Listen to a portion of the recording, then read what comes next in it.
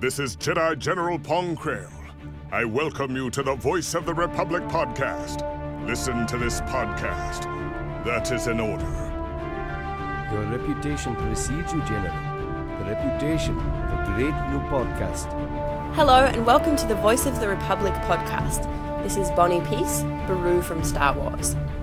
Time to see who's smart enough to join the hunt. The hunt for the Voice of the Republic podcast. So, I hear we're going to be taking out separatists on the Voice of the Republic podcast.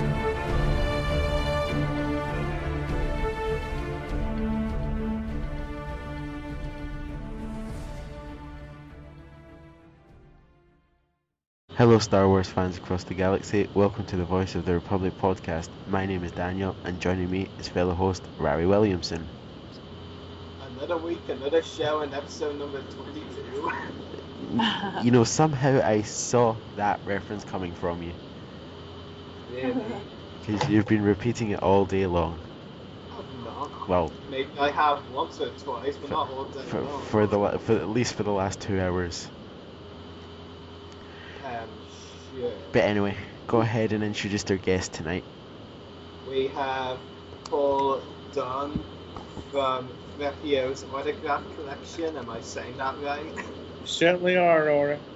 Good. And we also have Gwendolyn Yo, who voiced several characters on Star Wars The Clone Wars: Kato Parasiti, Khalifa, Nala Say, Peppy Bear, and Bernie J.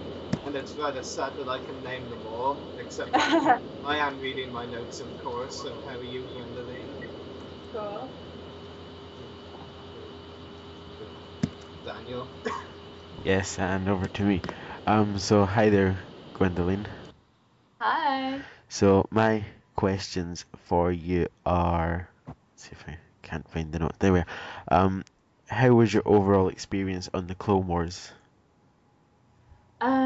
Well, I've been pretty much on every season so far, guest starring as some sort of character, and it's always the best job in town. I mean, it's probably the top 5 jobs I've ever done with movies, TV, and other voice stuff, because Dave Filoni, who directs pretty much 99.9% of all the episodes, I would say 100%, he's such a great leader. He's so kicked back, and he genuinely is obsessed and loves, Star Wars, Clone Wars, and all the Star Wars series. So he nerds out like with all of us, and I'm always the one that's kind of like lagging behind.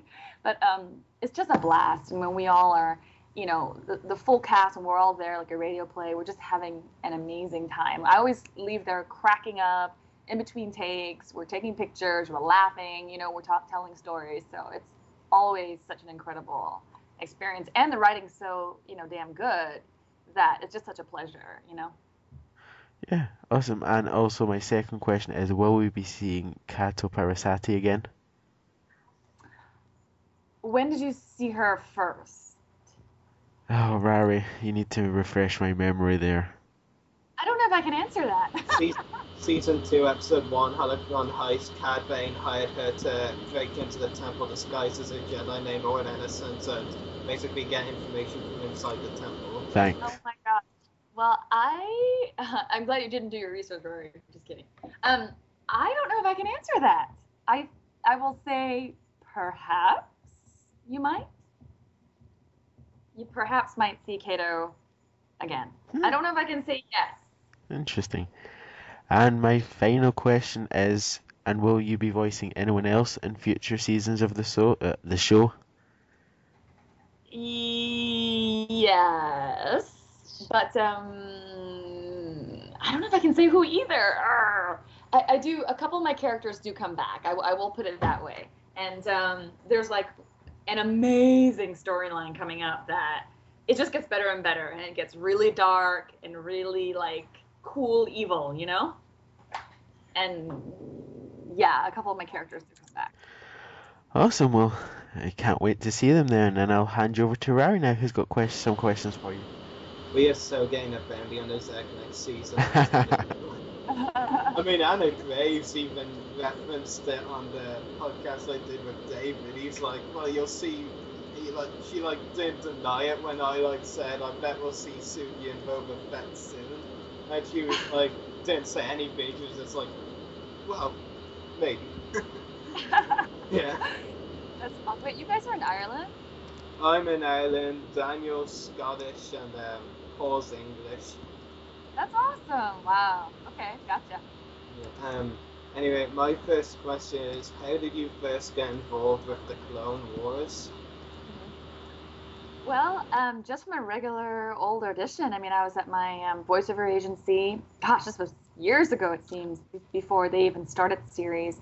And it was to audition for Nala Se. And they just drew this picture of a Kaminoan with that skinny neck. And I just pictured her talking like this, with a really small mouth and a tall neck. And I did one with an English accent. I did one much more controlled, like this. And with the American accent, but with that same attitude.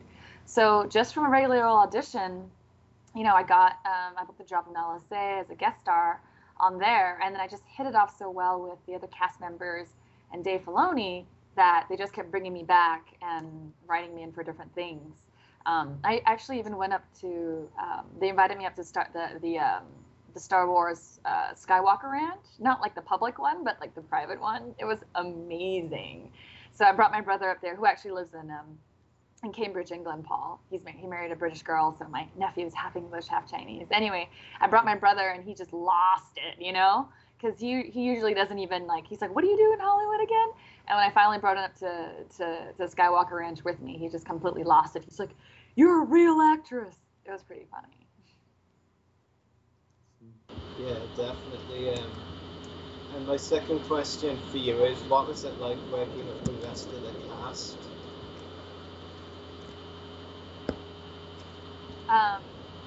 Working with the rest of the cast? Yes. It was amazing. I mean, basically, like, Ashley and Matt are totally adorable and, you know, really professional. But also the guest stars and the other people that you know, flow in and out, they're so superb. I mean, they just do, all they do is voices, you know, and they play all these cool characters, and you know, to see who voices, you know, Jar Jar Binks or Yoda or you know Obi-Wan Kenobi, and it's just crazy that you're sitting next to these amazing talents, and every time someone opens their mouth to act, I have to look to my right or left because I need to watch them, and I just can't believe that I'm sitting next to them, you know, on this sort of epic series. And Dee Baker is, I would say, a close friend, and you know, we've done a few series together. You know, we did a series together with Amy Poehler where he played a dog, and he played a dog, and I played like a sort of mean little, like, kind of, I don't know, a mean girl. And so this time, you know, he's playing all the military guys, and you know, and I'm playing these different guest stars. So we always sort of, you know, pass notes in between, or like I'm like, fix my iPad, I can't do this and that, and you know, we're just talking about him and his family, and you know what I'm up to. So I really adore Dee and a lot of the people that I see often in there. Yeah, it sounds really cool for sure. My third question is, how do you think Kata Parasiti got out of prison, as she was seen in a season 4 episode briefly out of prison? I'm sorry, can you say it one more time? How do you think Kata Parasiti got out of prison, as she was seen in a season 4 episode out of prison? I'm sorry, I can't really hear the last part. How did she what? Get out of prison. She was in a season 4 episode out of prison. Yes. Yeah. How do you think she got out of prison? How do I think she died? How do you think she got out? Got out of prison. Yeah. Oh, got out of prison. I'm sorry. The sound is, I can't, the sound is really bad. How do I think she got out of prison?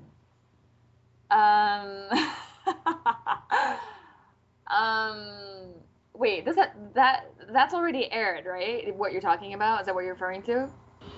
Yeah, that episode's already aired. It was like okay. Revenge, I think it was. Right.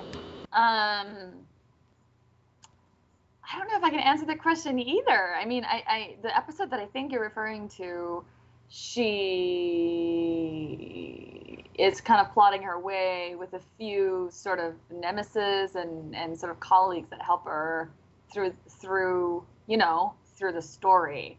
But I don't know if I can answer it properly, because then, I might give away whether she does or doesn't come back. Yeah, it's definitely understandable for sure. And it's just going to make me come up with even more theories now. I'm so calling it Cato Parasiti and Boba Fett and Suki are going to team up. I don't know.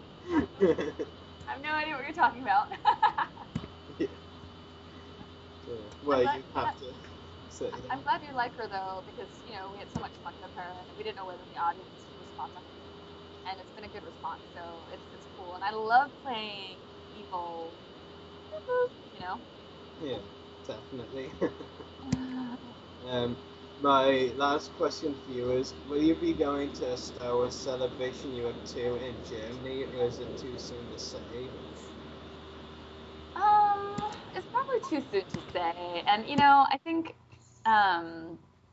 it's too soon to say. I'd love to go, but I think, with my schedule and my other commitments, I don't know yet. But I'd love to head over to Europe and do that. So too soon to say.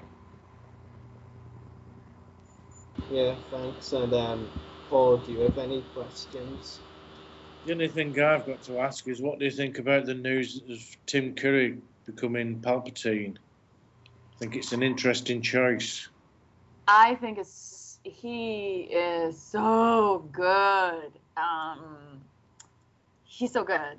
I think I had a chance to work with the guy on an episode or two, and just again in this sort of storyline, there's a lot of these heavy-hitting, creepy, gravelly, really, really mental, amazing talents coming in. Yeah, I think he was an awesome choice. I love when Dave and George Lucas and Dave Filoni, when they cast, they somehow cast in such almost like in an offbeat way that you don't expect it, and yet you just believe the characters. You just, like one guy, I had a Singaporean accent in one, they had an Irish guy in one, I think they had a Scottish guy, and where you just don't expect those accents to come out of the character, but you don't even hear the accents, you just see it as sort of part of like the alien DNA. I think that's really cool. And with Palpatine, my gosh, I thought they hit it right on the mark.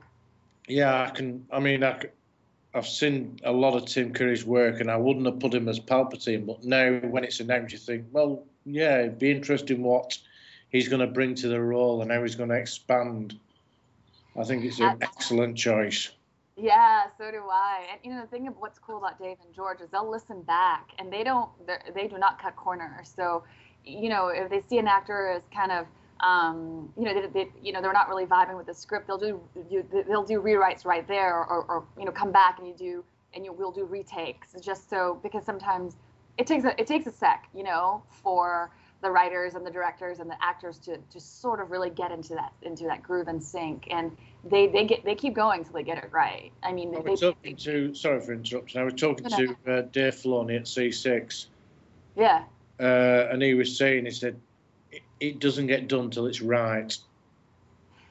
That's exactly right. When I did detect until it's right, they won't.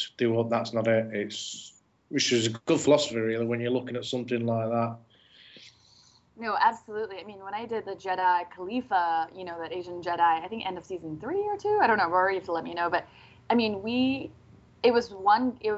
she had 2 to 3 episodes, and every time she had to rewrite, and they did a graphic, and they wanted to get the graphic right, they wanted to get her face right, the performance, from listen, we're going to go here, to listen, we are going to go here, to listen, we're going to go here. Literally that's so specific until they got it, like you just said, Paul, absolutely spot on. It's like movie making. They treat this like it's the movies, and that's why I think it's such a high class gig in town, Mm.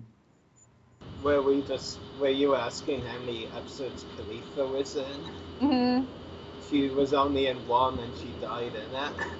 Oh, okay, well, woe is me. Yeah, I think I went back I probably did 4 or 5 sessions just on that one episode, and I think that's that's a testament to them really caring.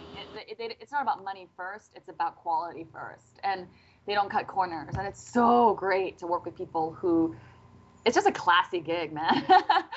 I love it when people are obsessed with getting it right, and fans like you guys who are hyper specific, hyper vigilant, they get it. Like if you sit down toe to toe with Dave or George, they can nerd out with you guys, and if you question them, like, you know, they're on the witness stand, they'll know everything. I mean, they are so in it, you know. Yeah, definitely. Cool. Yeah, and you can like tell with Dave Filoni, especially, like, he's a genuine Star Wars fan. You know, he knows what the fans want. He always tries to please them any way he can. I mean, that's especially evident this season, though, as well. Yeah. Oh, I'm so glad he's connecting with you guys. I mean, he's so young, he's only in his mid-30s, and he wears a cowboy hat, and he's so into it. He really listens to the fans and the fan feedback, and, you know, he really is in touch. You know, what do you guys want to see, like, more of? Ahsoka. Oh. Yeah, Ahsoka. But yeah, lots of new Jedi. I mean, there's so many Jedi from like the movies and expanded universe we haven't seen yet in the Clone Wars. So any like new Jedi is fine by me. And actually, we're supposed to get another new Jedi in the season finale tomorrow. So like that's something I'm looking forward to. That's gonna be awesome. Yeah. I'll tell Dave I spoke to you guys. I'm sure he'll love that. It's so funny. It's kind of amusing though, because like there was a picture posted from tomorrow's episode, which included that new Jedi they're bringing in, and like it sparked such a debate, like, because like there are two similar characters, one in Attack of the Clones, one in Revenge of the Sith, of the same species, and everyone's debating, well, is it this one from Attack of the Clones or the one from Revenge of the Sith? Because the one from Attack of the Clones died in the expanded universe. Like, there's such a big debate now. It's so crazy. Like, just about this one background Jedi. I mean, that just shows how dedicated the fans are, really. Yeah, that's so cool. I love that I love that you're just as obsessed as Dave is. That's awesome. Like, for you guys to dedicate like a podcast to it. People are loving it. Loving it. Yeah. I mean, when they brought in the Republic Commando earlier this season, and that was missing in action. I mean, that was brilliant fan service. It's like people throughout the whole show have wanted a Republic Commando in action, and then we finally got it. Yeah. And Drago is still one of my favorite clones to this day, to be honest. Not my favorite though. I mean, Daniel's icon over there now, that's my favorite clone, and I'm giving Daniel daggers for taking that icon. Yeah. Commander Wolf. Awesome. Yeah, Commander Wolf for the win. Commander Wolf, yeah. That's Filoni's favorite too. Oh, that's awesome. Yeah. So now, Celebration of 2, and I finally get to meet Filoni, like, we can just geek out over Wolf. It's gonna be so cool. Oh man, that's gonna be so cool. Yeah. Yeah. Well, thank you so much, guys. Do you have anything else for me? Yeah, a couple of questions on Facebook if Daniel wants to read them out. Oh, sure. Of course. So our first question comes from Abraham Chen, who asks, what was it like voicing Cato Parasati and Khalifa, and do you have a favorite? Hi, Abraham. And Daniel, I love your mic. You come across so clear. Thank you. Was that an insult to me? Yes, it was. I'll buy you a new one soon. Don't worry, Rari.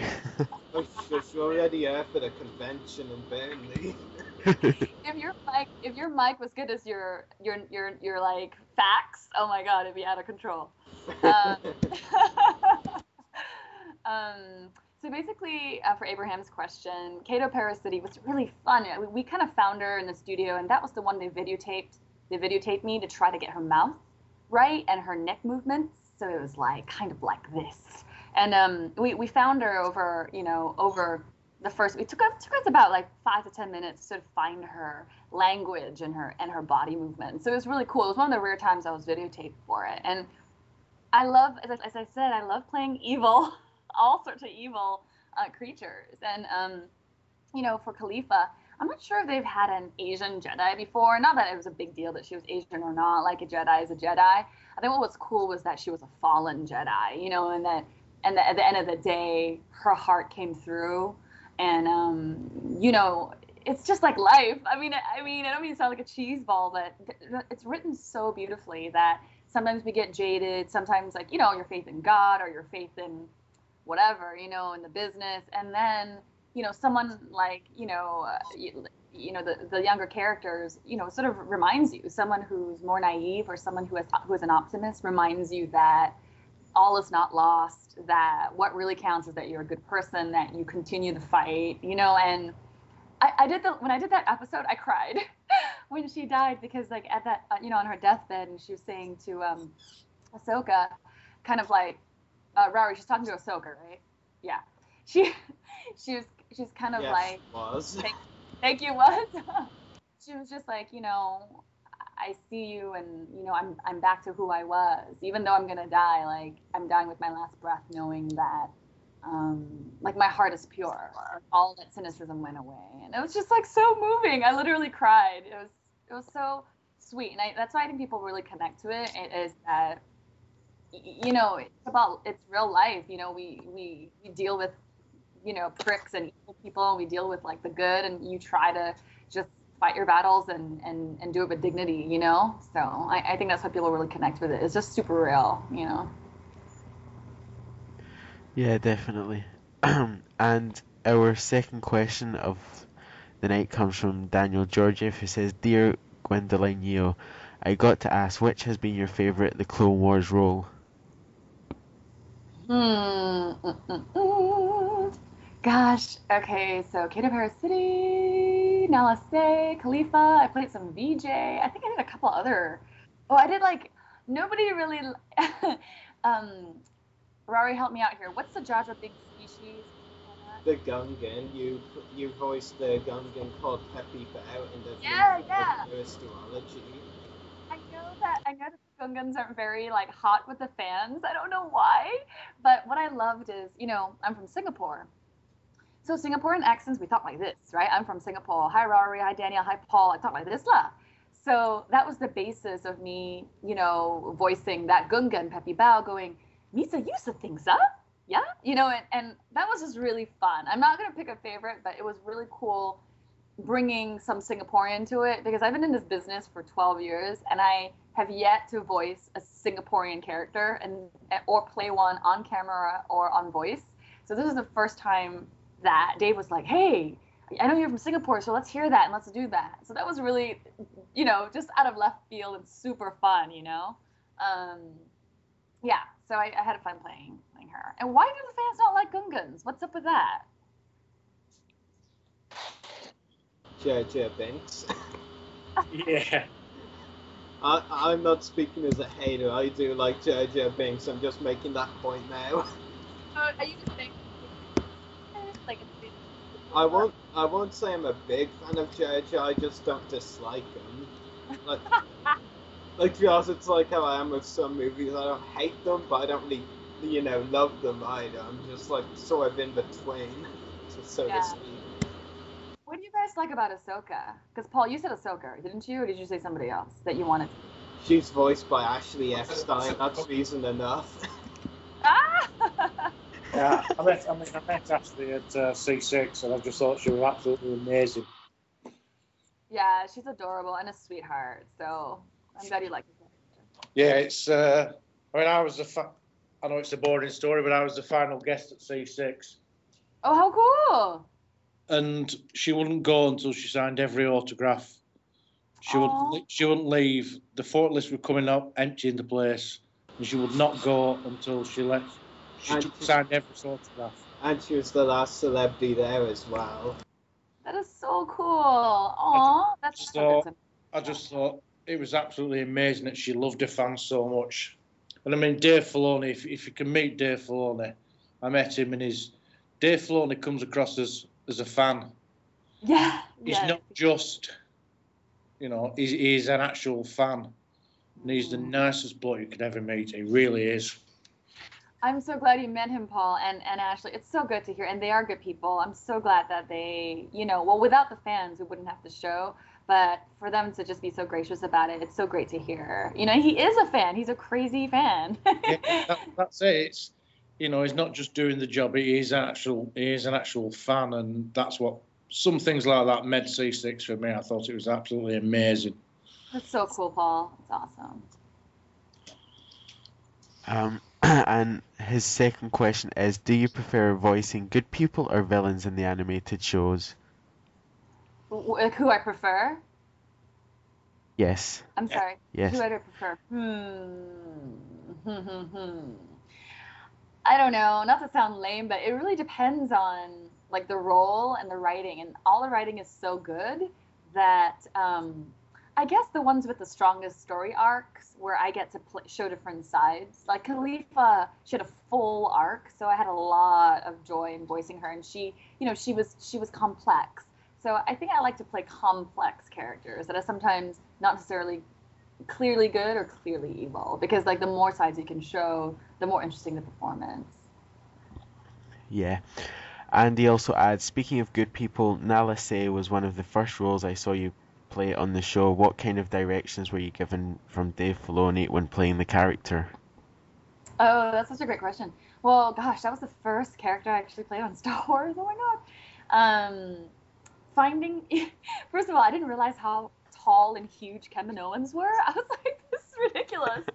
and I was like, they're giants. And then like we'll make jokes like, because I think she had a scene with I think she might have a scene with Ahsoka, and they're like, give her a step ladder so she can go up and give Nala Se a kiss. Like, just like these silly things. And I didn't realize they were so huge. And then her lips are so small that I had to voice her really, really simply to keep her mouth movements really small, but her eyes were really big. So really, it took a while to sort of find that right balance, and a little bit of English, but a little bit of American, finding that right voice. And then after that, it really was about less is more with Nala Se. And then later on, has she come back yet? Has that happened? Rory? So I was reading something else. Which character are you talking about? Nala Se. Did she come back? I don't believe so. I think she's only been in the Malevolence X so far. Oh, okay. So just forget I said that. I was just saying, if she comes back, or if it doesn't come back, then there will be more to be seen, wouldn't there? But in terms of the direction, it was really less is more, because she's, a lot of it is shown in extreme close-up. It was so funny when we did one of the, like Paul was saying, you don't get, Dave doesn't do it till he gets it right, and because her lips were so small and they were doing like the first drafts, it was just all like in stick drawing, in pencil. And we couldn't even like, he was like, what the hell is the point of Gwendolyn being here? We can't even see her lips move. So the next time they came in, she was all colored in, her lips were a little bigger, but it's like the running joke that she's like, it's about me giving her a voice when she's got little lips. I know, we just talk about such silly stuff in there anyway. Now, let's say it was also in Brain Invaders. Okay. I just had to randomly come in and say that. Rory, so, like, what are my goals in life, Rory? Who do I want to be? You probably know that, too. What are my deepest dreams? Anyway. And he finally adds, and speaking of villains, if you had to play a live-action version of a character you have voiced, would you prefer to be Cato Parasati with makeup in a future Star Wars film, or would you pick to play Lady Deathstrike in a future Wolverine movie? Oh my god, that's such an awesome question. Ooh. Did I just blow your mic out? No, that's a good question. I know. Paul, you're like 3-second delay. Yeah, I was like, wow, that is an awesome question.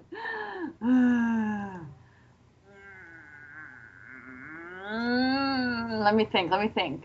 Well, I guess being that Kelly Hu already played Lady Deathstrike, and I respect Kelly Hu very much, I wouldn't want to step on her toes, per se. So if she handed off the role to me, great. Otherwise, I would have to say, because that role's already been played in live action, I would have to say Kato Parasiti. How fun would that be if they did motion capture and they had my face moving and she just like got it on with some guys? I don't know. And she just like manipulated everybody. I think that'd be really fun.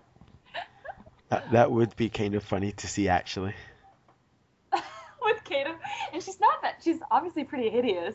Maybe it'd be funny with her like kind of like taking advantage of these poor little Jedis or clones or something. It'd be really funny. And like, you know, I think she has like claws and maybe she would morph and her, you know, because I think she morphs, right? She can morph into different things, Vari? Yeah. Yeah, so I think that'd be cool. She could morph into something pretty. So. Great question. Yeah, she could morph into Ahsoka for all we know. Your obsession with Ahsoka continues. Yeah. No, you think I'm bad about Ahsoka, just wait until you hear me talk about Commander Worf sometime. Like, someone will play record me and Filoni talking about Worf at Celebration. That would go for hours. That could be an infinite conversation. Oh my, okay, let's yeah, I'm just dreaming of that moment now. Just talking Commander Worf with Dave Filoni. Oh my. Rory, I love it. You're like nerding out. I love it. Awesome. I'm having a geek stroke and a meltdown at the same time. Oh my god. Well, at least you've livened up a bit now, Rory, then. Yeah. Storm it's 20 to 2 a.m. Now I'm actually alive. You guys were awesome for talking to me at this time. I really appreciate it. Thank you so much. The night's still young. Yeah. Oh, you got a Scot, a Brit, and an Irishman. Of course it is. You guys are like, cheers! Well, that's all our Facebook questions for you then. Alright, okay. So is there anything else that you'd like to add in, Rory, since you're in the mood? Commander Wolf for the win. Okay. By the way, Gwendoline, I'm just gonna go on the bit that theory that Boba, Sugi, and Kato are gonna be in an X sometime. I'm not gonna let that theory go soon. Have you met Dave Burry? He would love you. Like, as you like give him like ideas for plotline. No, I haven't actually met Dave yet, unfortunately. But I know that when I meet him this summer at Celebration You Have 2, that I've got so much to talk to him about. You're gonna have like, that's so funny. Did you hear that Obama made some reference? He was about the economy. He was like, am I supposed to come up with a Jedi mind meld and like make the economy better? Did you hear that? Yeah, I did. That was so funny. I was about to tweet about that. I was like, he's a Jedi! He's a Jedi! Yeah, there's actually a picture on Google or something with Obama holding a lightsaber, actually. I think I have a picture of that too. Cool. Cool. Well, thank you guys so much for having me. It was really entertaining having you on tonight. Same. So what do I do? Like, I go to the link and then it just plays, or how do I tell the fans about where to find you guys? We'll Rory can send you a Facebook link after if you can, and then we'll post the episode later, probably Monday at the latest. Well, am I supposed to send her a link?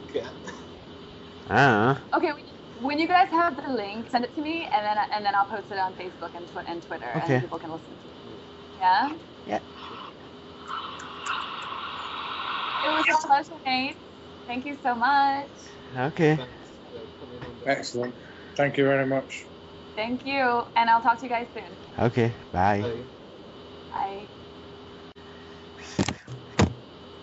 So, have you heard anything from Andrew yet? Yes, I had a lot earlier in the day, and now guess what? Nothing, he's offline, isn't he? Yep. So, looks like we won't be having our second interview again, but then again, when does Andrew turn up? Never. It's starting to become a weekly habit now. Just like another week, another show, Andrew doesn't appear. It's been like 4 or 5 weeks now. Yeah, definitely. Well, we know that we can just skip that part automatically then and get on with the rest. So I believe the next subject tonight is To Catch a Jedi, Clone Wars. Commander Wolf for the win. And there we go again. Commander Wolf is always winning, isn't he? Yeah. Well, he was always winning until he got hit against the post. And no, he actually lost there and then won again when he shocked us. Well, stunned Ahsoka. True. No, Wolf, let me explain. That was just brilliant. Definitely. Yeah. When I made up Ahsoka, I just never saw that coming. I was like, oh, they're gonna let Rex or some random shock trooper do it, and then like Wolf like walks up to her like a boss, and then Just and they called it. like you're. I was just like screaming at my screen. Oh my God, Wolf did something! It was just. It was a very interesting episode for sure. And might I just add, this is like the first time in a while that we've seen Wolf have a major role in a good episode. Yes. Seriously, his only major roles last season were in two of those show's worst episodes of all time. Yeah. And in season 1, Rising Malevolence, like that was a long time ago, and he wasn't really the major, like he wasn't really a commander then, but he was called Commander Wolf, but like he was more of a navigation officer kind of thing. Yeah. Like, that was just, and like, but like, you gotta at least give Wolf credit. He did more in the fight against Ventress and Ahsoka than the shock troopers did. I mean, they were all just like making random noises from the movie in season 1 that didn't even fit in the scene while getting their guns sliced up. They need to practice a bit more hand-on-hand combat, in my opinion. Wolf is the only one who even tried. Like, it was just so funny though, the way he grabs them, he gives him like a spasm. He just kicks one, shocks him in the helmet, then another, and then like punches Wolf in the helmet, and then smashes him into the palm. Oh, that was funny. Yeah. It was good. It was good seeing the underworld again. By the way, so much for Dave Filoni being a biased director. If he was biased, he wouldn't have let someone do that to Wolf. Yeah. It was just like, don't. No, Filoni was probably thinking afterwards, don't, I meant that to be Rex. He wanted to give Wolf a bit of action. Yeah. And then he gave me more action at the end. By the way, Paul, I actually have to ask you a question. I don't think I've asked you it already. Where do you stand on who the traitor is, Varys or someone else? Varys. Yep, right answer. And yeah, I got somebody come up to me and said, "I'm still convinced it's Anakin." Oh my God! What? How would it be Anakin? There's some weird people out there, Rory.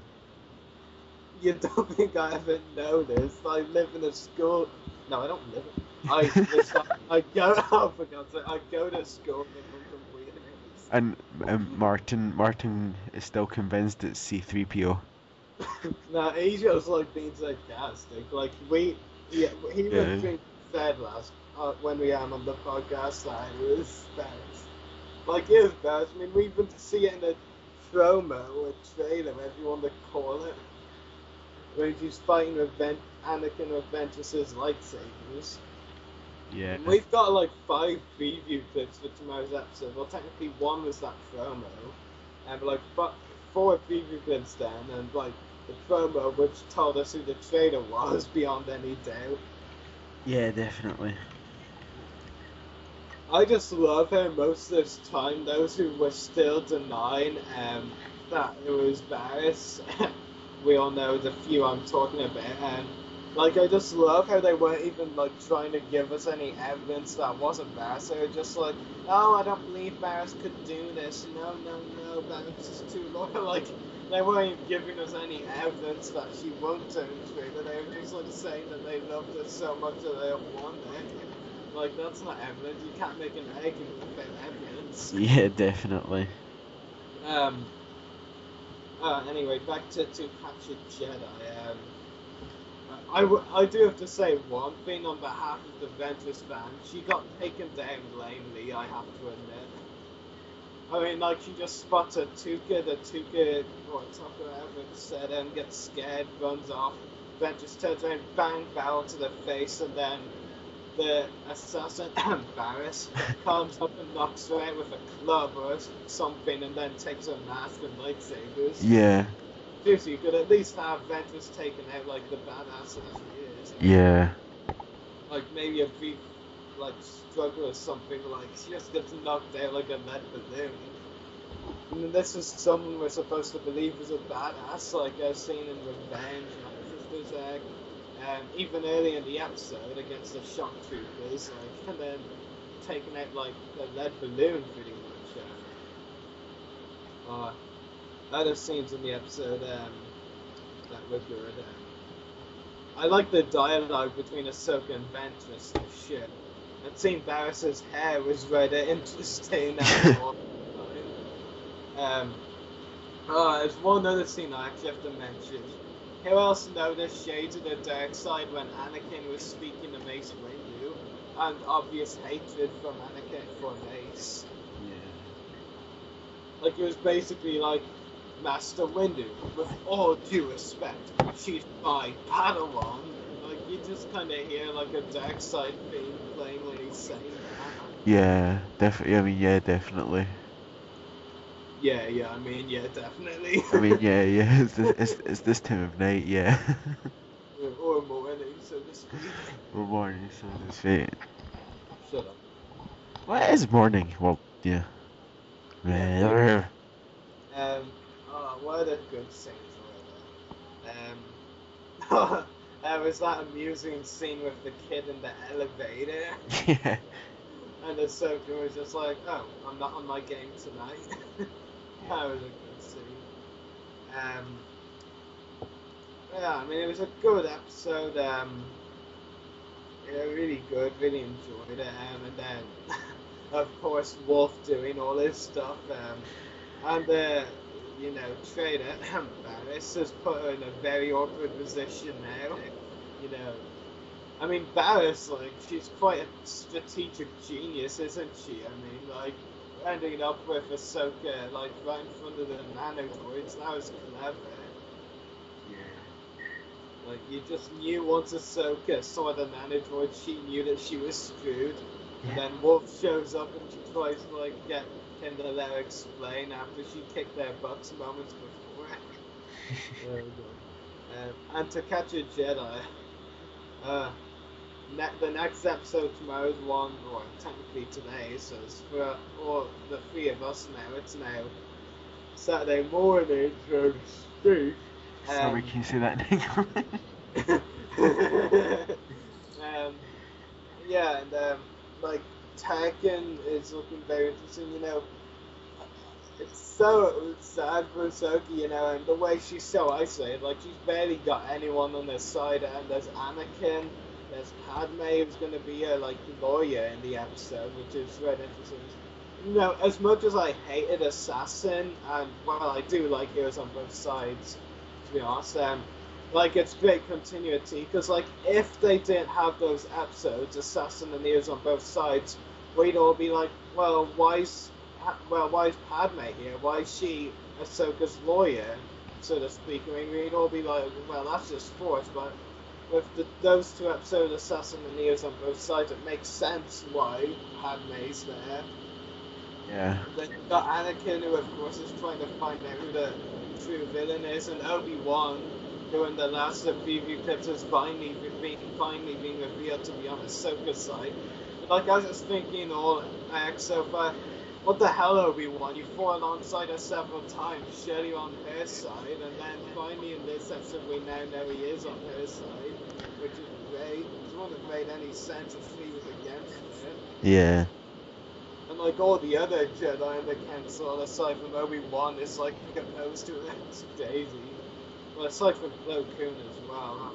Plo Koon's kind of at his 90s, to be honest. Plo Koon's probably just like in between staying neutral, because obviously he's the one that got Ahsoka when she was young, and Yeah, then again, remember how he was at the end of the last episode. oh yeah. Still. Well, you don't know what face he's got underneath the mask. Dude, you know, I have a Legacy Collection figure that says otherwise. Your figure you can take Flo's mask off, so booyah, I win. Biatch. Yeah, and Tarkin is going to have a very interesting run the next episode, and like Ventress will be interesting to see what they do with her.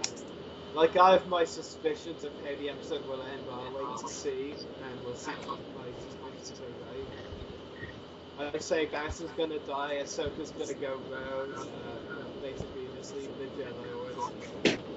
I mean, Tarkin even calls Ahsoka former Padawan in that preview clip as well. Yeah. And I love how Anakin in the first eclipse is raging at the council. Don't you say that. No, that's not what I said. Basically, that the meeting was just a formality, and they'd already made their decision anyway. Yeah. Like, he was raging at them when they done. It's like, you've made me stand here for 10 minutes for nothing. Yeah. Definitely. Yeah. Yeah, so what's your opinions, Paul, on the latest Clone Wars episode?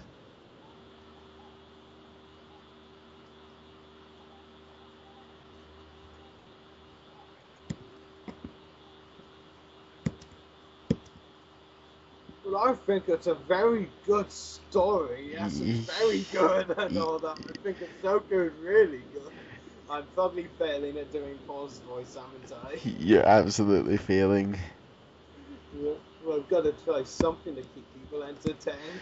Yes, I think Paul has fallen asleep with his bottle of wine. Yeah, but Daniel, you haven't told us what you think yet.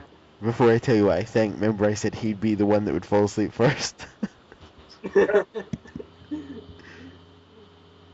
Hey Paul, you missed my terrible impersonation of your voice while you were gone. Oh, what's wrong with my voice? Nothing. It was my attempt at your voice that was bad. Anyway, Daniel wanted to know what you thought of the latest The Clone Wars episode. I'm not as far into it as you. I'm only on season 4. Awkward. So Daniel, your opinions? Yeah, it was a good episode. It was good to see obviously Wolf and action. It was good to it was interesting to see Ventress and Ahsoka pairing up. And good to see the underworld, especially when she's running from the Coruscant guards, well, whatever they are, in the train, and then obviously in the elevator when she's trying to escape and the kid just goes along and presses the button. Yeah. Yeah, and then it was interesting to see her trying not to fight against the clone troopers and trying to get Ventress not to fight against the clone troopers, which was probably the most important thing to do, but they still wanted to take her in, and then Ventress just like basically launches herself at them and just like starts cutting all their guns up basically. But yeah, that was funny when she went all spastic with Wolf. I was just killing myself laughing. I was just killing myself laughing. And then obviously when Ventress finally gets her to the whatever it is, Place on 13-15. yeah, where all the obviously nano droids are, and when Ventress gets attacked by some suspicious person, which we probably all know is Ventress. What? You said Ventress, it's Barriss. Barriss, sorry, Ventress attacking Ventress, oh god. No comment. but yeah, Barriss attacking Ventress and then pretending to be her and off to attack Ahsoka and obviously setting her up after telling her, oh yes, I found some clues on that place in 1315, you better go there. And obviously seeing the transports that Plo Koon and Wolf and Rex and Anakin took down to the underworld were pretty cool, as much as I'd like them as a vehicle for my collection. We'll probably never see them. Which vehicle? Like this sort of gunship that takes them Oh down. yeah, the police gunship. Yeah, the police gunship thing. But yeah, I thought it was a very good episode all around. I'd probably give it a 8 out of 10. 10 out of 10 for me. That's because it contains Wolf, probably.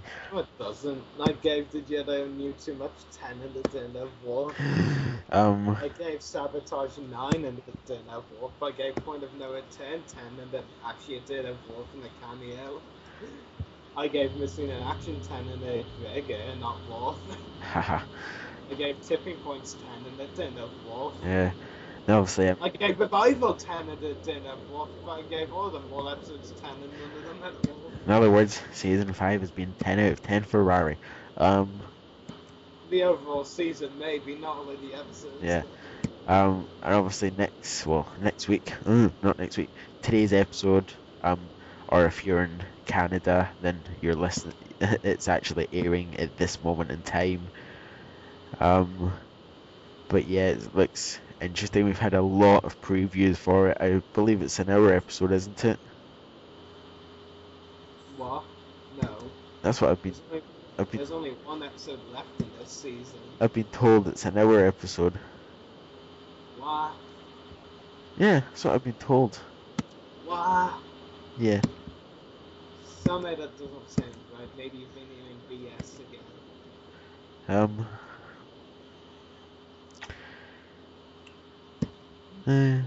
To Catch a Jedi is the last one, so. No, the wrong Jedi is the last one. To Catch a Jedi just aired. So. Oh yeah, okay, yeah, I'm getting mixed up because I'm looking at that website. It's 2 o'clock in the morning. I'm tired. I can't think straight. But yeah. I've got an interesting question. Okay. Me being the old school 1977, which is your favourite film? Away from the Clone Wars. Empire.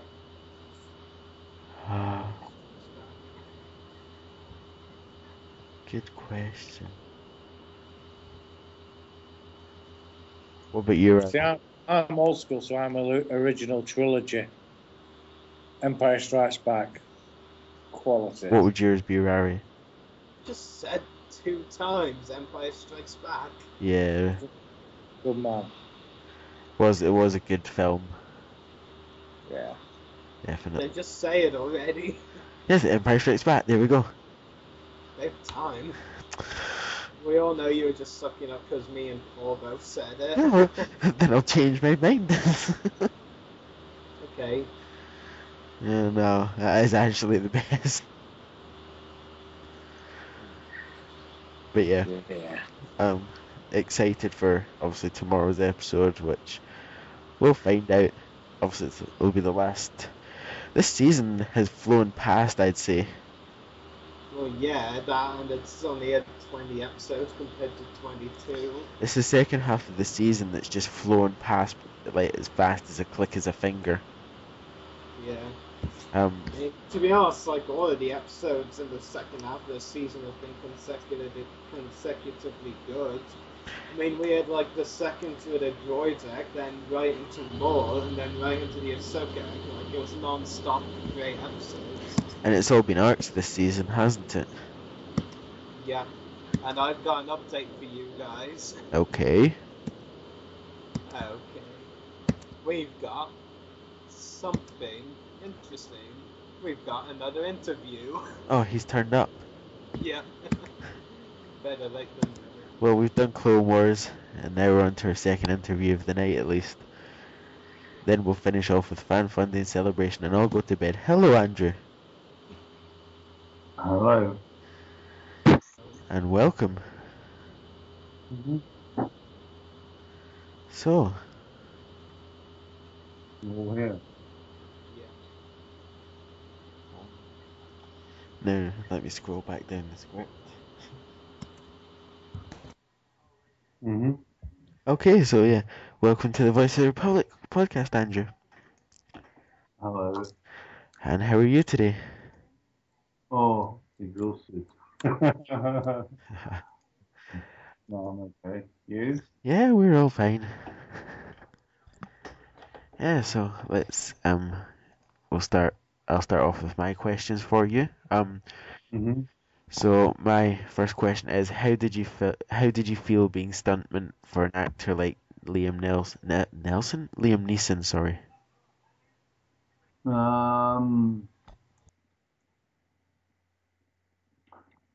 Well, I wasn't exactly being sort of a stuntman. I had a role called a standing stunt double because there's like three sort of roles that everybody had on the set. There was like the main character. There was the standing stunt double, and then there was the official stunt double that did various different things depending on how difficult it was. So that's how it was in the true sense of the word. And to be honest, I never really saw him. I only saw him a couple of times because there were like three locations, and we kept moving from like three locations, and so that's how it worked. Interesting. And my second question is, for the Naboo Royal Guard, did you audition for the part, or were you simply given the role? I auditioned for it. It was something that I was given after initially being offered some sort of alien thing, which I said no to, because I didn't like the idea of being in some kind of weird prosthetic every single day, which would take about 2 to 3 hours to do. So they told us about the Naboo guards, which they were going to improvise around, which I said yes to. And then bizarrely, the standing stunt double, the Qui-Gon Jinn, came from that. Interesting. Thank you for answering my questions, and I'll hand you over to Rari now. Sorry? I'll hand you over to Rari now, who's got a couple of questions for you. Oh, right, okay. Hello, Andrew. My first question for you is, what did you have to do in your stunt double role for Liam Neeson? What did I have to do? Yeah, as the stunt double.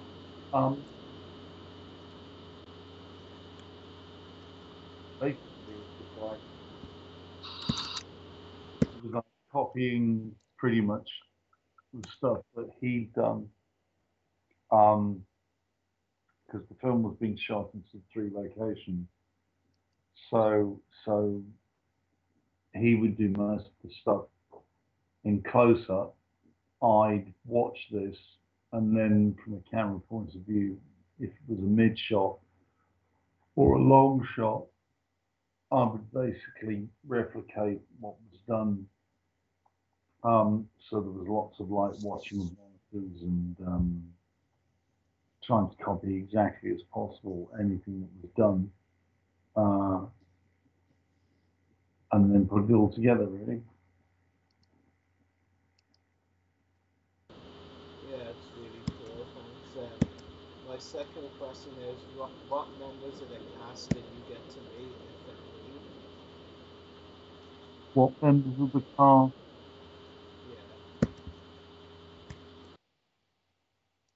Yeah. what members of the cast did I get to meet?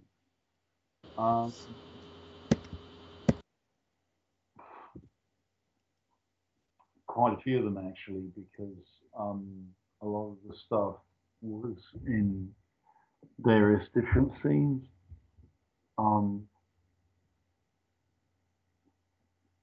Ewan McGregor particularly was one of them because he was in quite a lot of the scenes with Ki-Hong Jin. But pretty much everybody. Kenny Baker's C-3PO. Jar Jar Binks, of course. Didn't really have much to do with C-3PO, Anthony Daniels.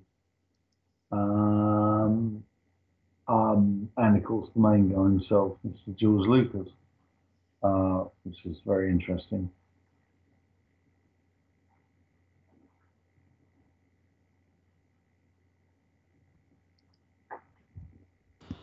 Okay, thanks.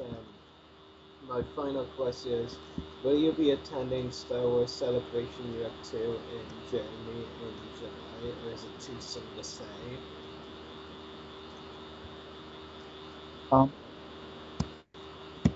If you mean the one that's happening in Germany in a few months' time, I hope to. I'm actually in discussion with a couple of people in connection with that. So it depends whether they send us an invite to ask us to come along. But it would be very nice because I've never done one.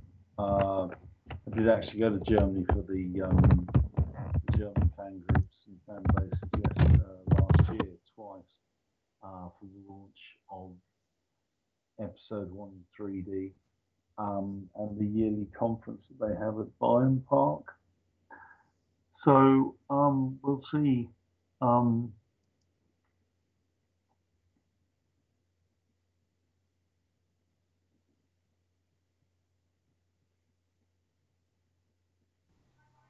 Harry?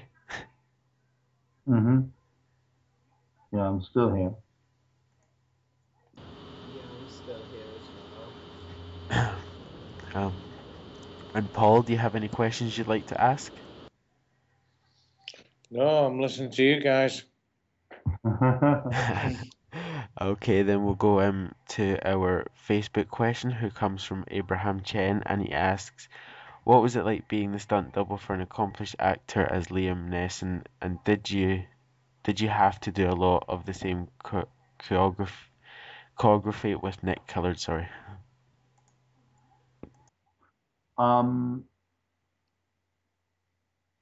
It was really good, as you can imagine. Yeah, I did do a fair bit with Nick Gillard, because Nick basically devised the lightsaber fight style. So if there was anything that was pickups or inserts for various routines, he'd be there going over exactly sort of what the moves were, so that it would look good on film. Cool, and that's all our Facebook questions for you. So, do you have anything else you'd like to add in, Rari? No, I'm okay. Then I think that's everything then. Really? Yeah, sure. Yeah, I think that's all the questions for you. So, yeah, thank you for joining us tonight. That's okay. Fairly straightforward. There's usually some like weird and wonderful things that get asked about stuff. Yeah, so I think that's everything, and yeah, thank you for joining us, and hopefully we can maybe speak to you again in the future. Yeah, sure, of course. Okay. I hope everybody enjoys stuff. Okay. Anything else? I think that's everything. Okay. Okay. Okay. Bye. Okay. Bye. Bye.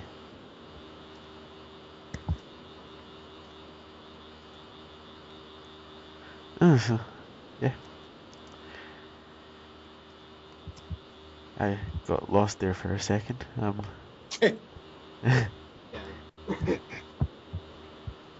Yeah, so, shall we? That was quite interesting. Going from one interview to a topic to Yeah, another. it was funny going from one interview to the Clone Wars to another interview. It was a bit, it was a bit of a different routine, which is funny. A little bit different. Yeah.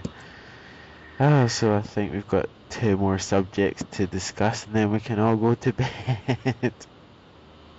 What? This it's very early for going to bed, don't you think? It's 2 o'clock in the morning. We're early to go to bed, Daniel. I'm sleeping on the couch tonight. So I want to go to bed. If not, my 1-year-old brother will come in at 7 o'clock in the morning and start pulling my hair. Well then, sleep in the attic. I'll never get up there. There is no attic though. Okay, that's a problem. I'm doomed. Oh, so I believe our next topic is, oh look, Fan Fun Day. So, Paul, you have a lot to talk about on Fan Fun Day, I'm sure. Now, Daniel, did you know that Paul has been to every Fan Fun Day? Oh, that's the guy. Every single one. Oh, so you're the guy that Rat was talking about then. Yeah, every single one. Wow. And this. Kenny Baker was my first autograph at the very first Fun Day. Wow.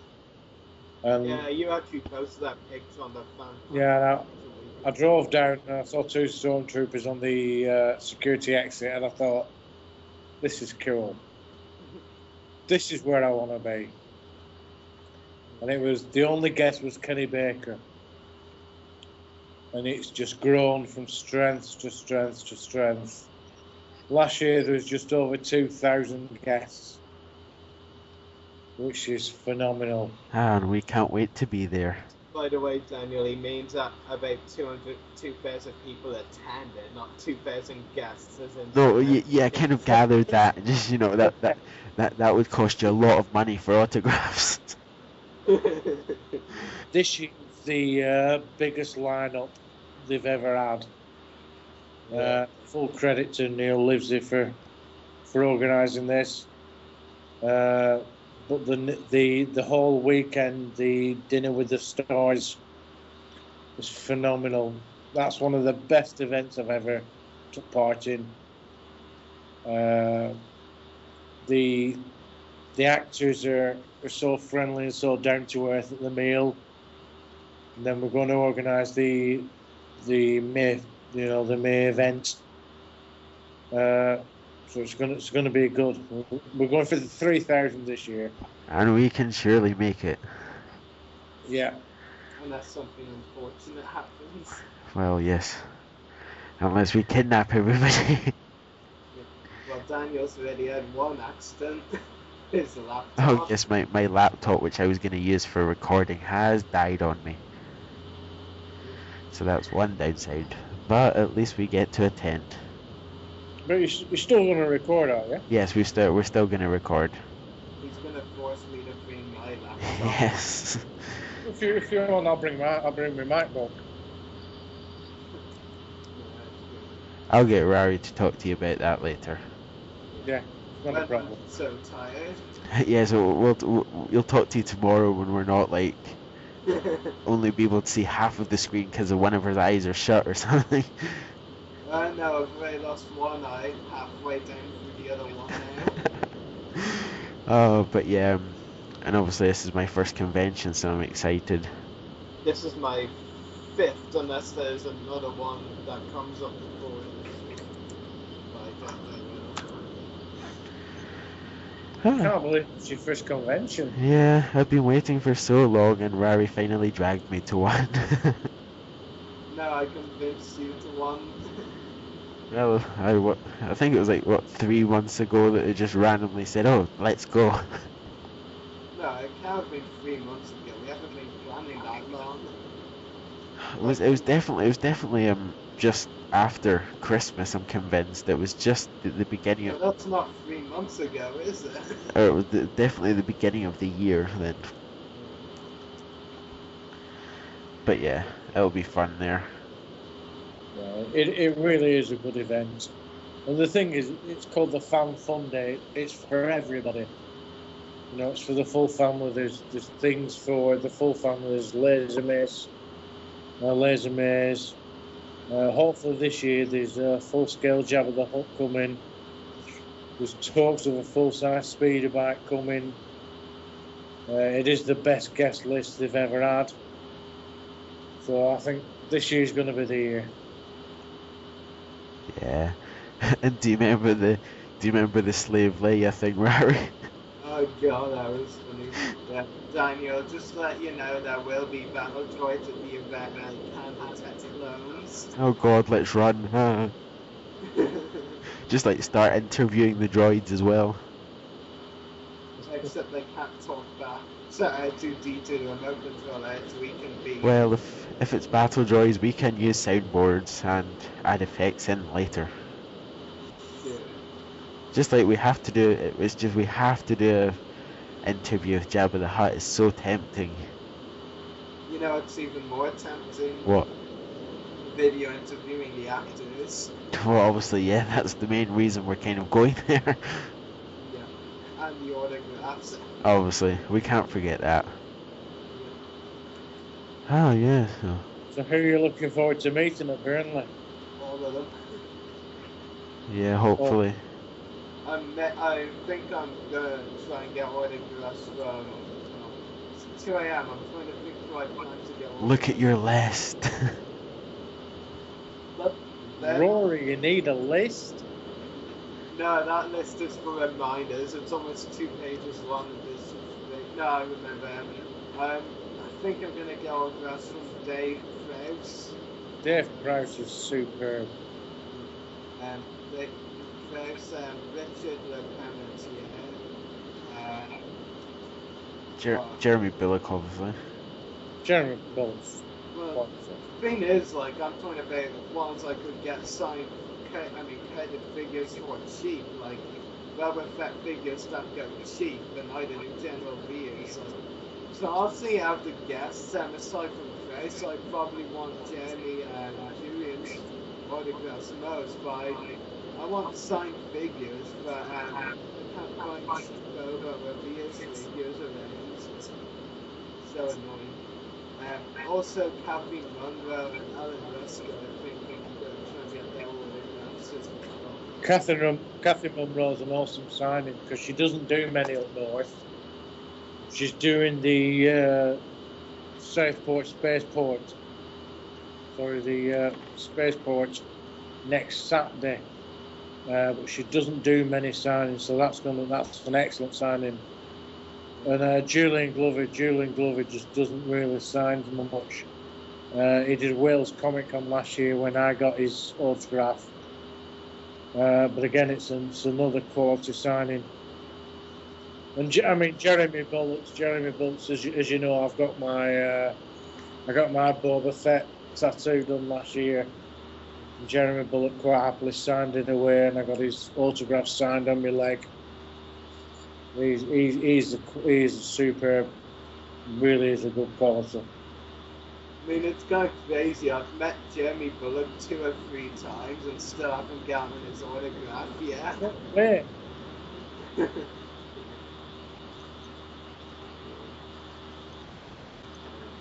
Awkward silence.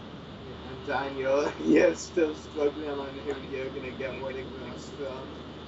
Oh, it's decisions. I have to. All you've decided really is you want to bring an old Boba Fett magazine to get signed by Jeremy. Well, yeah.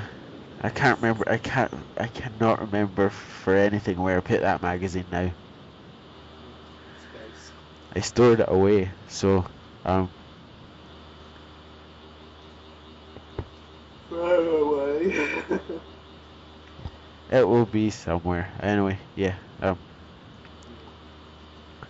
You're starting your yawning again. Please don't be contagious. Please don't yawn on the podcast. It's the voice of the yawning podcast. I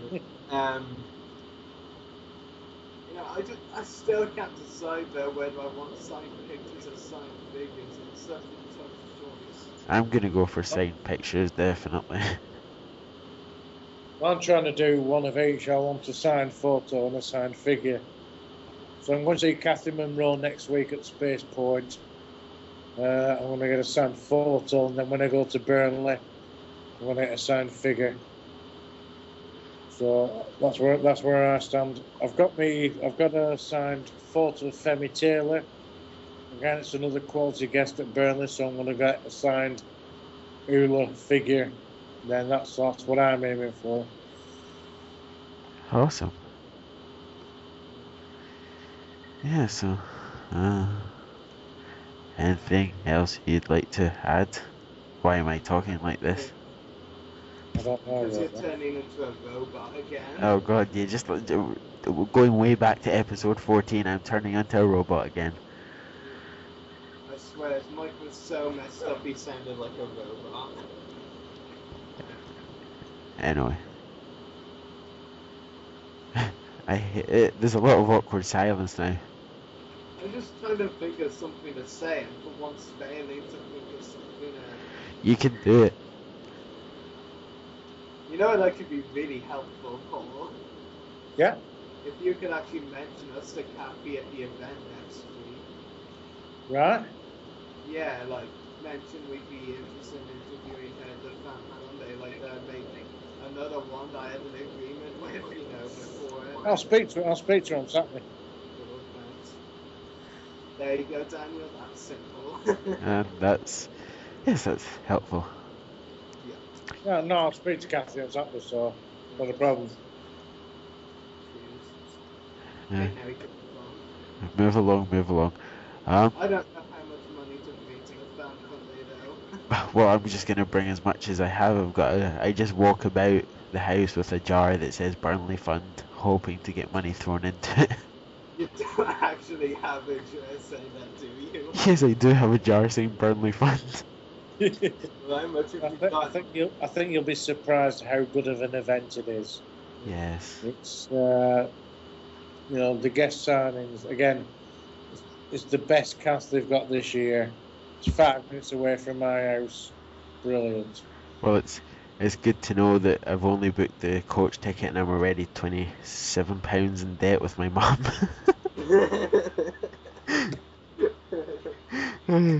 It's taking 11 hours to get to Burnley. Oh, it's because it's going from, well, I have to travel to Brighton and then from Brighton to London and London to Burnley, so... They'll all be worth it, as I've said before. But then... It took me 9 hours to get to Orlando. And yeah, because I was talking to Frank and I told him like the journey of the bus and he says, I can get there faster than in the plane, and I'm just like, I hate you so much at the moment.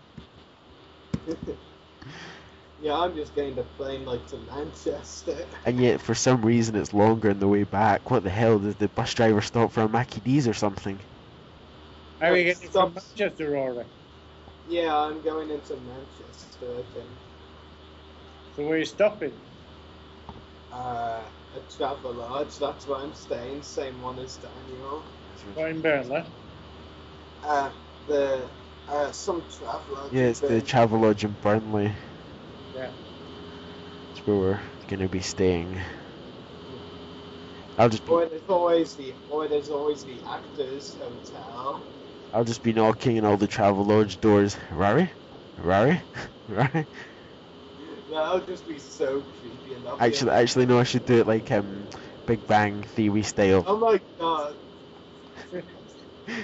Not Rari? Not Rari. Just know how much that show that Not you 3 times, Rory. Rory. Just that, oh, sorry, wrong door. What to next one? Rory. Daniel. Yeah, but yeah. This is gonna be fun. It's about 20-minute, about 25-minute walk from the Travelodge to the stadium apparently, so. Yeah, we better go really early, so you're ready to interview the actors right away. Oh well, I mean, I've talked to Andrew and I've talked to the other kid that's possibly coming. We're gonna make sure we're in the queue like just before 10 possibly. I don't care if we wait for like half an hour. Have you not got the? Have you not bought the VIP tickets? No. No. Unfortunately, no. We can't. Oh, I was thinking of buying it, but then I didn't because Rari wasn't going to. So. I'm saving up money for the conventions. I have limitations. Rory, with conventions we don't have limitations. Well, I'll agree with you on that one. To some extent, in other words. Yeah, well, thankfully I'm actually helping out this year, so I'll be on the door. We'll make sure that we're first in the queue, ready. Okay, so if you're on the door, Paul, me and Daniel know we're like walking in line and we'll be able to recognize you and you'll just hear me yell, Paul! Yo! Or just watch for the two people walking up with Voice of the Republic t-shirts. Oh my god, Daniel, even you can't get it right. It's TVOTR, not VOTR. I said Voice of the Republic podcast t-shirts. It's the Voice of the Republic. Oh, it's 2 o'clock in the morning. The question is, do I get a t-shirt? Okay, just look for something that says TVOTR on their t-shirt. We'll bribe you to get in early. It really is going to be a tremendous event, guys. It really is. It's one of my favourites, and it is a friend of mine who runs it, but it is one of my favourites. Daniel, have you actually ever seen the video footage Sithloid229 took at the event? I've seen his pictures. I'm not convinced I've seen all his videos, though. He actually didn't take he didn't take videos of the 2012 one, I think, but he has on his channel of the first one he attended, the 2011 one. I'm not convinced I did. Yeah, I watched that footage. It did look really good, to be honest. Kind of amusing though, because for my recent convention a few weeks ago, like we got myself and my dad, who was going with me, like we got there, like pretty much around the time it started, like maybe just 5 minutes after it started, and we thought, oh, the queue's gonna be really long now, and like it was so short, like back in Invasion Belfast October, like we had to wait like 30 to 40 minutes to get in, and that was like, we arrived like an hour after it started or something, and this time like we arrived like 5 minutes after it started and there was hardly any queue at all. I was actually really surprised. Yeah. But like the sooner, Daniel, the sooner that we get to the fan funny, the better. We can get inside. Well, yeah, I think we're like. And then interrogate, interview the actors. I mean, I think me and Andrew have discussed, and I think we're gonna try and plan be there just before 10. That might not be soon enough to me. What time do you reckon, Paul?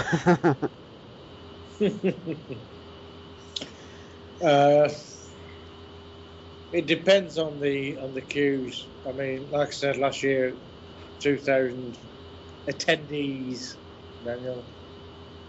The queues weren't too bad. It's the thing is filtering everybody through. It depends on what you want to do. Do you want to see the actors? Do you want to do the merchandise? It depends what you want to do. I want to do all of it. Well, we're probably more focused on the interviews first. Yeah. Yeah. I mean, to be honest, the earlier you can get there, the better. Let's turn. There again, Daniel, to be honest, it would probably be logical to get the autographs one first and then do the interviews. True, yeah. We'll just make sure we're there early. Yeah. Let's just not get a travel lodge. Let's just camp out all overnight. And then someone can video us as being the first to like get the first fans. Just think, if we camp out there all. So, I'll let you deal. If you two are the first fans there, I will video you. Right, I'm camping overnight. I'm saving that tenner from the travel lodge. I'm just I'll use the tenner to buy a really cheap tent and just camp out there all night. Then I'll just look like a zombie in the morning. Like I said, my house is 5 minutes away. It's easy for them. So Daniel, you don't already look like a zombie. Well, yeah, I do at the moment because it's 2:30 in the morning, but yeah. Anyway, next topic. So our next topic of the night is the Celebration Europe 2 news. Celebration Europe. And the topic is, why isn't Daniel going? And this is the point where I mute my microphone and just sit in the corner crying. No, I'm kidding. So, no, I like Rory's question. Why isn't Daniel going? Yeah, Daniel, you're on the spotlight. I struggled for financial terms to go to Fan Fun Day. I can never afford going to Celebration Europe. Well, then I asked to borrow some. I already asked to borrow for the coach ticket, which cost me about 45 quid, and I've had to borrow for the Travelodge, which isn't that expensive, to be honest. Now I have to walk about with my Burnley fund jar and look for jobs for the rest of the spending money. Yeah, you should just pretend it's for charity, like for a child in need or something. Technically it is, you're a child in need for the event. I'll just sit in the street all day with like rough clothes on and just put a hat on the floor. Yeah. Or just play some music, like get my harmonica out and just play it in the street. No comment. Celebration, you have 2 news. Paul, Steve Sansweet, Rancho Obi-Wan. Steve Sansweet's amazing. Have you ever seen Rancho Obi-Wan? I've seen pictures. Wow. Rancho Obi-Wan was at C6 and he was absolutely superb. Really was an excellent demonstration. Is this your first celebration?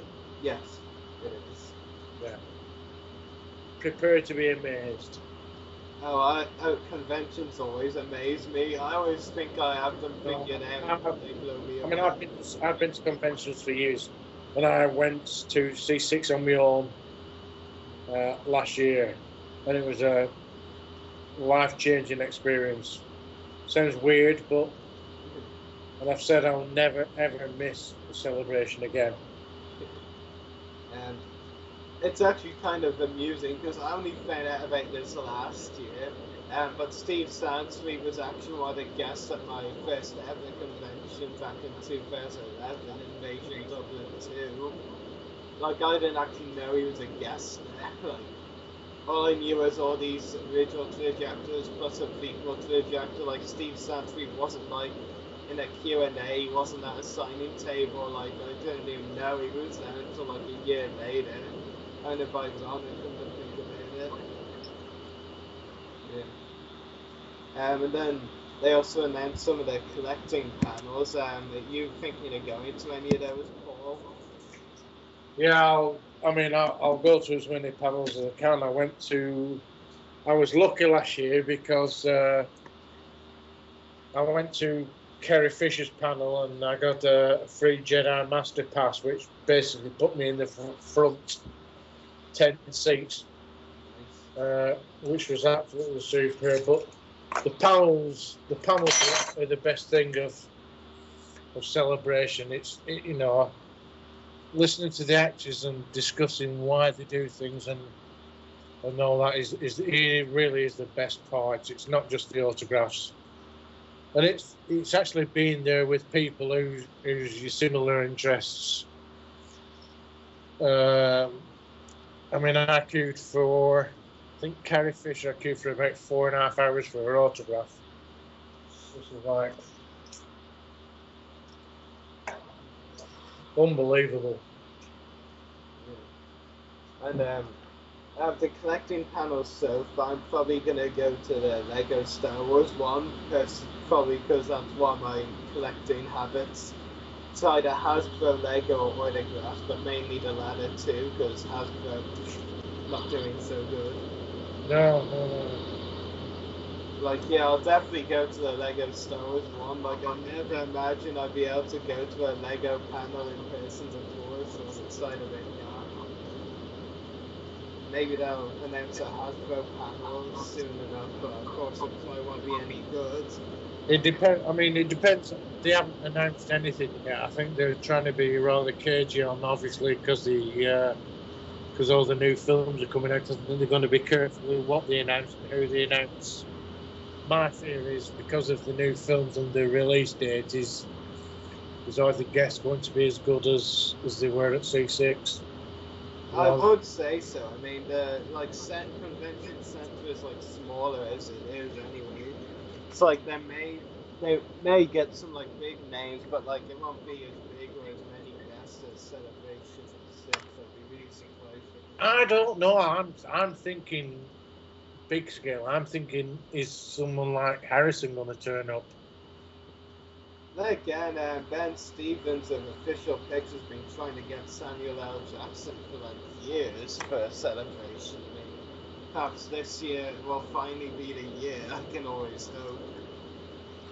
Yeah, Ben's a really nice bloke. I know a few people who helped out last year for Official Picks, and what they got for a 4-hour stint working was £200 worth of autographs, which you think's worth doing for 4 hours. Yeah, Frank helped Catherine Tabor, Padme and the Clone Wars, buying her table at Celebration 5, and he got 10 free autographs. Yeah. So that was a steal.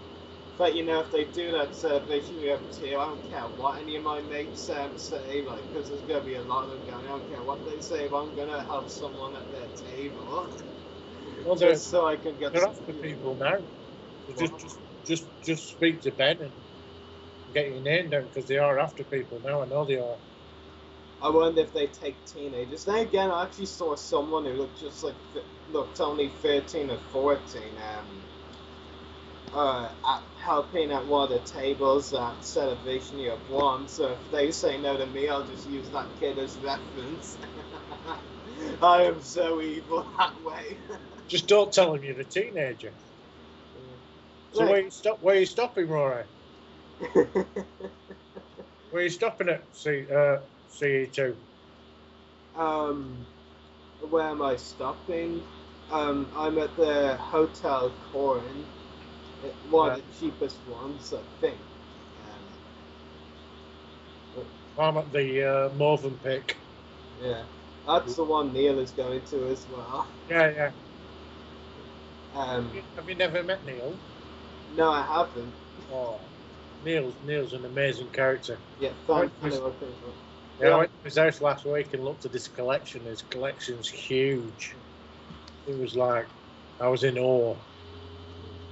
I actually think I'll wait before talking to Ben a bit first, so I can talk to my mates a bit and see if they're okay with me Skyping off for several hours, and to see who they announce as well, because if Ashley Exxon gets announced, you'll bet I'm going to volunteer to be at her table. That's the thing. You don't know who you're going to get to. You don't know whose table you're going to get. Yeah. I can always hope. You can. I mean, to be honest, my biggest disappointment at C6 was Peter Mayhew.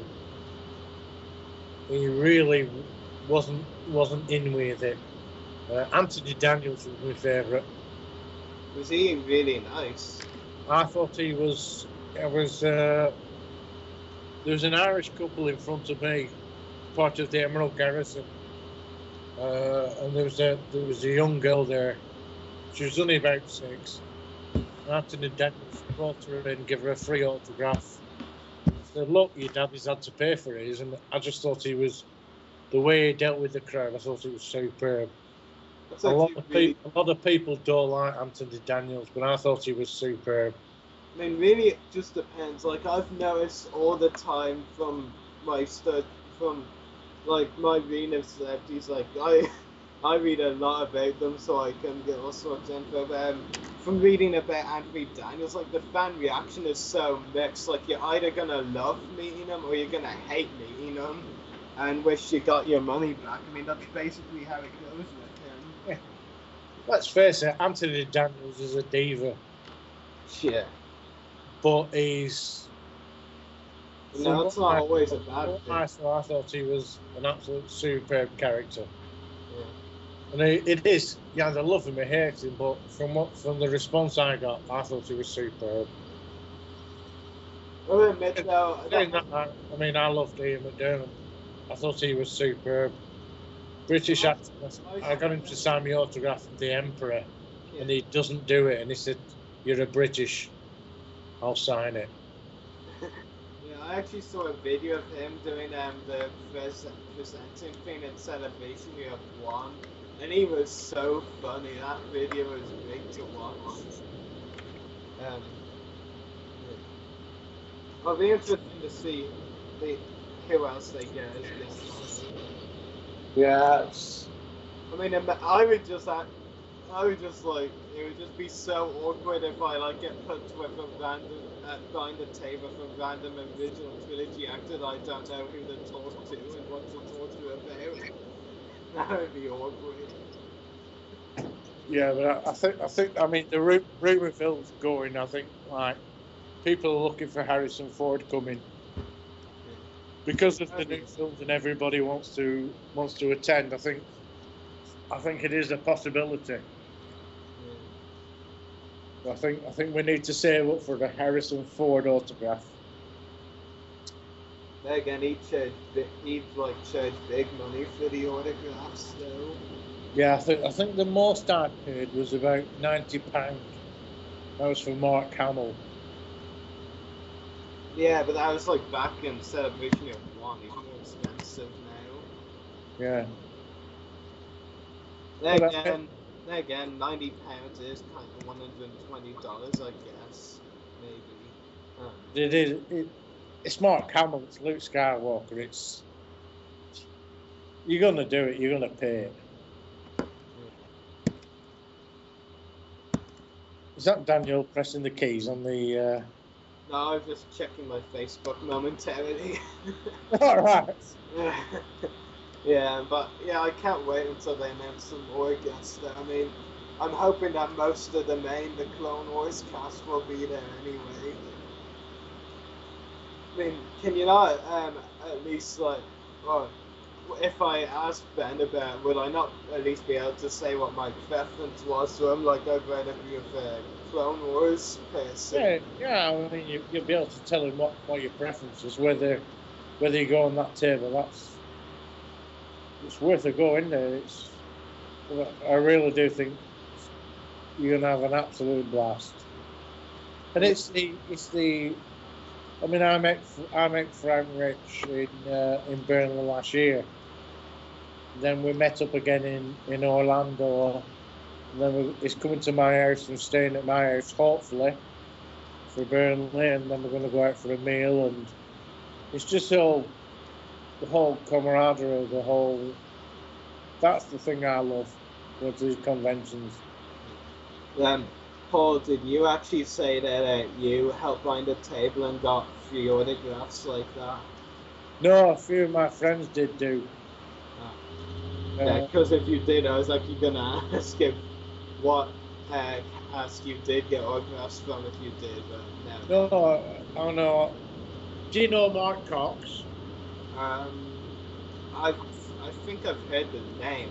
Mark Cox is one of the founder members of the Save the Laws homestead. Yeah, I remember hearing about that.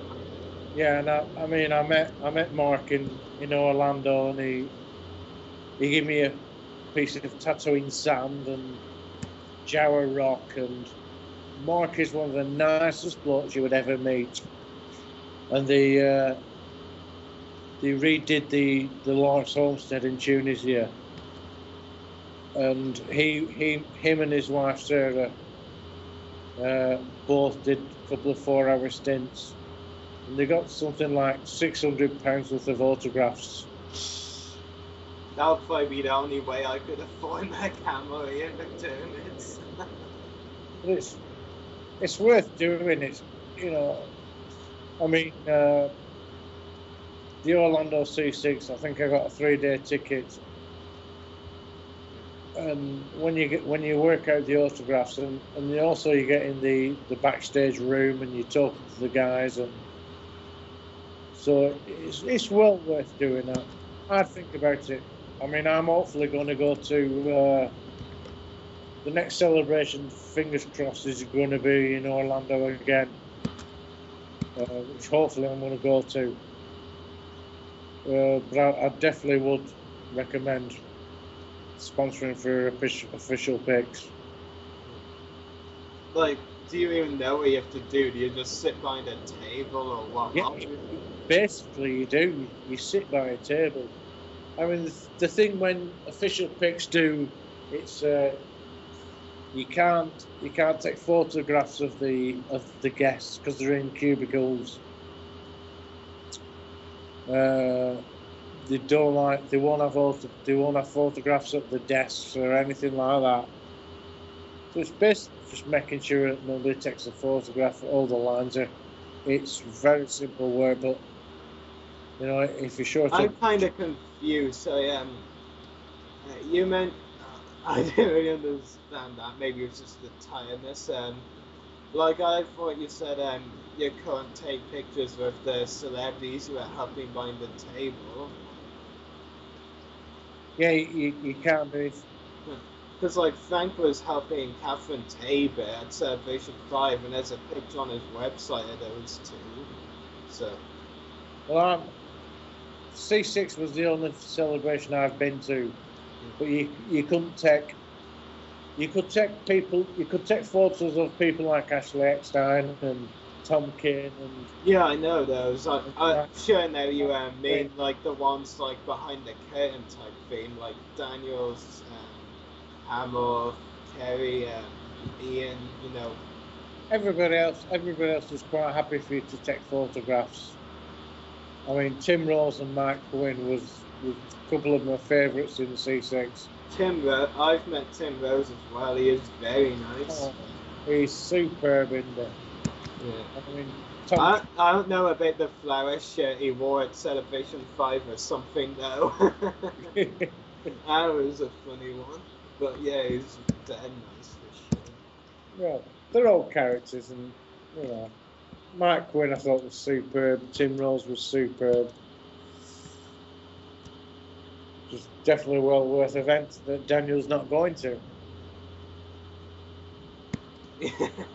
Daniel, you're missing out. Now he's ignoring us. Maybe videos crying in the corner. I mean, I can imagine like the 4 guests, and they've announced so far for the celebration you have 2. You know, their spotlight guests, they won't be signing behind a table a lot, if at all. I mean, Filoni, I don't expect to. Warwick might a bit. Pablo won't, and I don't think Steve Sansweet will as well. So, like, hopefully they get to the featured guests, which are like the ones behind the autographs. Yeah, that's. This is where I'm struggling with. They should have announced the guests now, and I think they need to start announcing who's actually going to. I think this is the thing with the films coming out and everything. It's like, who are they going to announce? It's like they're trying to save the best announcements for last, which is kind of a problem. Because as I saw when they announced Mark Hamill as the last guest for Celebration 6, if I'm right in thinking he was the last one. Like, lots of people were, like, bitter in the comments saying, no, we don't really make plans elsewhere, and now Hamill's showing up. So, like, lots of people were bitter with the way Hamill was very late to be announced, so. I do admit they need to get more guests. Like, it just seems right now they're focusing more on the spotlight guests. Yeah, they seem to be slowing down. I think in the next couple of weeks, they need to start talking to, you know, announcing the guests who's actually going to turn up. I mean, you got Warwick Davis, who's a character anyway. Yeah, he's brilliant. I've seen lots of videos of him, and he's really nice. Oh, Warwick Davis. I met him at Wales Comic Con 2012, and Warwick Davis is great. Yeah. So I know Warwick Davis was trying to get. He's actually was trying to get to Burnley, but obviously the guest list is full. So No, it wasn't that. Neil told me himself and Ward couldn't agree terms, you know. Like, well, yeah, but speaking to Neil this week, Warwick's got in touch, and so I think Warwick Davis will be next year's defo. Yeah, that'd be really cool, definitely. Yeah. But yeah, they really need to announce a lot more guests. So I mean, I remember Mary Franklin like tweeted or said on Sound of Stars blog that Celebration Europe announcements would go at a really fast pace, and I'm like, they're going so slowly right now. I mean, they've announced 4 guests, only one of which has blown me away, really, Dave Filoni. I look forward to meeting Warwick and Steve. They don't blow me away, really. And Pablo, I understand why he's there. I know his role, but I just don't really care for Pablo, to be honest. Like, he's not an autograph guest to me. No, I agree with you. I mean, they've announced the not the spotlight guests, the other ones. Like I said, you speak to Dave Filoni, Dave's super, Warwick's super, but they need to start announcing the spotlight guests. Well, those are the spotlight guests they've been announcing, really. Yeah, I think that's what we need. We need some autographing guests, don't we? Yeah, that's the featured guests. Yeah, I think they need to do a lot more Clone Wars. Yeah, I'd be really surprised if they don't get the main Clone Wars cast anyway. Yeah. I actually need to speak to Frank about what you exactly have to do behind that autograph table, though, because I don't want to mess up. You won't mess up, trust me. You won't. I'll tell you what, I'll take you under my wing. You will not mess up. That is so reassuring. Have you never met Frank? No, I haven't. Actually, Frank's superb. I mean, he's got me a few autographs. He's got me Stanley's. He's going to get me a few in the next couple of weeks. Frank's an amazing character. So I can't wait to meet Frank. And hopefully we're going to go out for a few drinks. And Frank likes his real ale. So I'm going to take him some British real ale pubs. I'm going to give him a pint of Guinness for it. Yeah. Conditioning cast, they call it in the United States. Yeah. That will get a reaction, I'm sure. Yeah, so when we get Frank drunk on Guinness. Just not the night before the Fan Fun Day or the day after Fan Fun Day. Maybe 2 nights before. But hopefully, I'm going to take him to London. I want to take him to London for the couple of days beforehand. Yeah. So I've booked the week off, so hopefully I'm going to pick him up and we're going to go to London for a couple of days. And we'll go to Manchester. Yeah. So that's the plan. Frank, if you're listening, that's the plan. And Frank, if you are definitely listening, you'll know I have to question you. And by the way, if we go out for a meal, you know you two are very welcome to come. Yeah. Except we have to stay in a travel lodge. Actually, I have to actually ask you a question, Paul. Has Neil told you the hotel that the actors are staying in? Sorry? Has Neil told you the hotel that the actors are staying in? I'm not going to answer that. Yeah, I do. So Daniel, I may be ditching you, just so you know. It's bearing in mind I'm helping Neil on this event, so I know which hotel the actors are staying in. And I asked him a while ago, so he got back to me on it.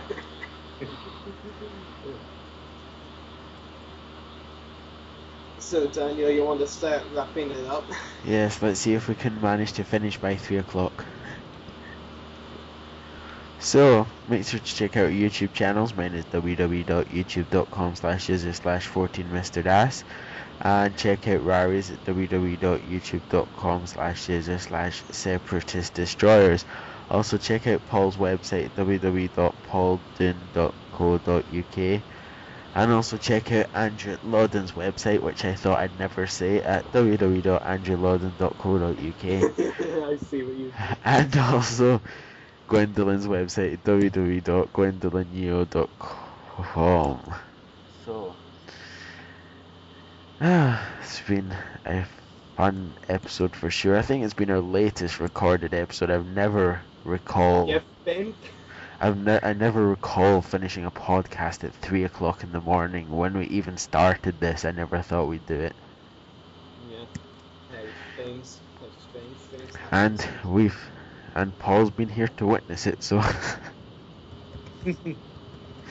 you've been the lucky guest that's been here till 3 in the morning, a landmark for us. I've loved every minute of it. I would love to be a part of it again. Well, I'm sure we'll have you on again soon. Excellent. Yeah, so I guess from me, Rary, Paul, Andrew, and Gwendolyn, may the wolf be with you.